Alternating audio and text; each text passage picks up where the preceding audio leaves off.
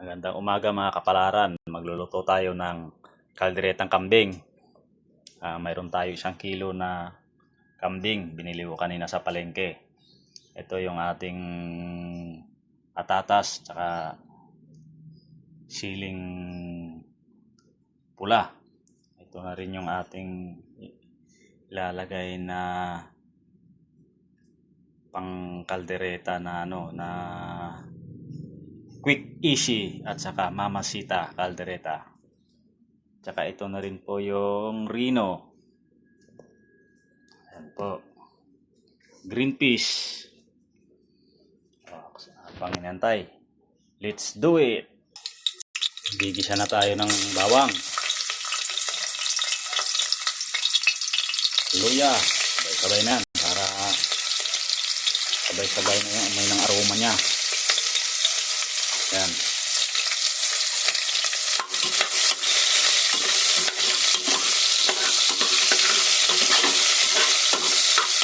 Gigisa lang natin itong bawang, sibuyas, saka luya.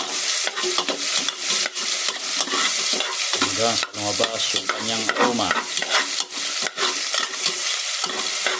Yan. Kapalaran.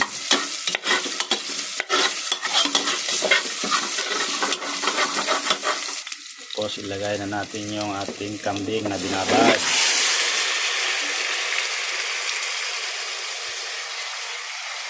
Ayan.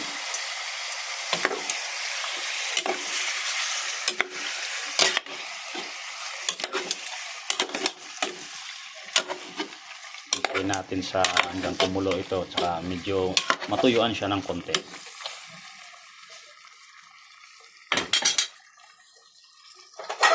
Tatakpan muna natin. Lagyan na po natin siya ng tomato paste para manunuot na sa kanya laman yung tomato paste. Ito kasi yung nagpapapula rito eh. Tsaka yung original Del Monte tomato sauce. Yan.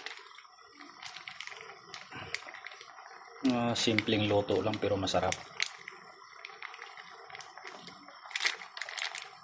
Minsan-minsan ka lang magluto ng kalderetang kambing.